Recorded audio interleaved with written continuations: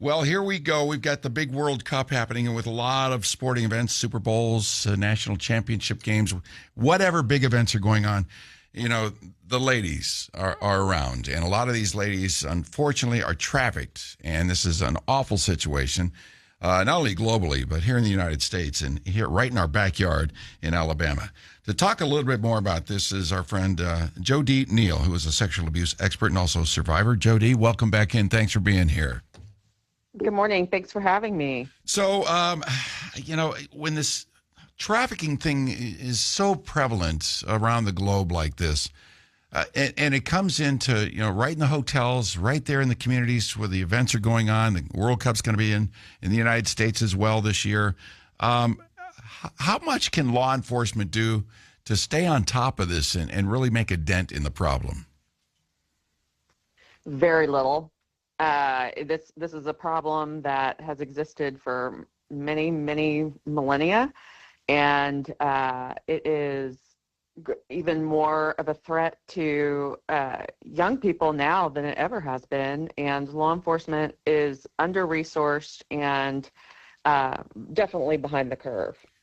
When you talk about human trafficking and the profession of sex, in our country and around the world, are most of these young girls kidnapped, voluntarily doing this, taken off the streets?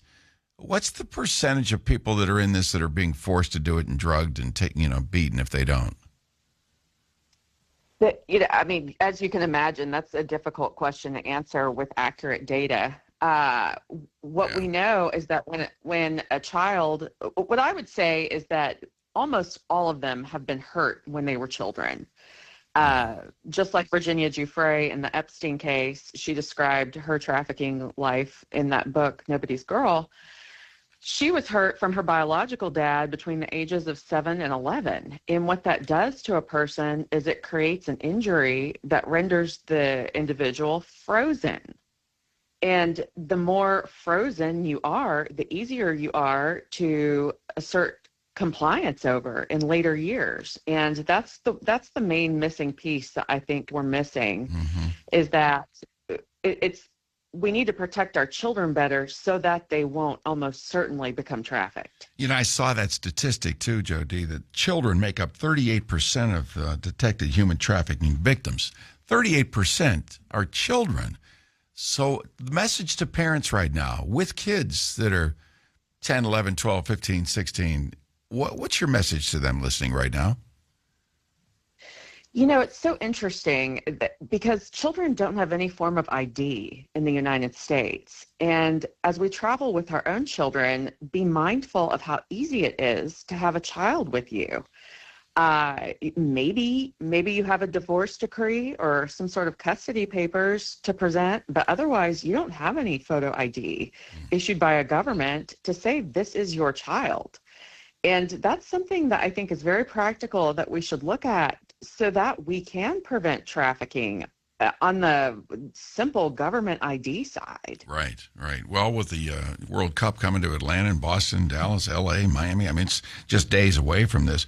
What do local law enforcement do? Are there some specific, task force agents that are clearly focusing on just this and keeping an eye on the hotels and the events themselves? There are, in the major metropolitan areas, there are task forces that liaise with the federal government. And I know the Dallas District Attorney's Office actually has a special human trafficking prosecution unit. So, but more than anything, we've got to be listening to the victims, and they need to know that we're going to listen to them if they're going to talk. We have to understand that in human trafficking, a lot of these victims have been conditioned to be very wary of law enforcement. They've been told as children and as adults that if they talk to the cops, they're going to get hurt. And it's hard to get them to cooperate with investigations.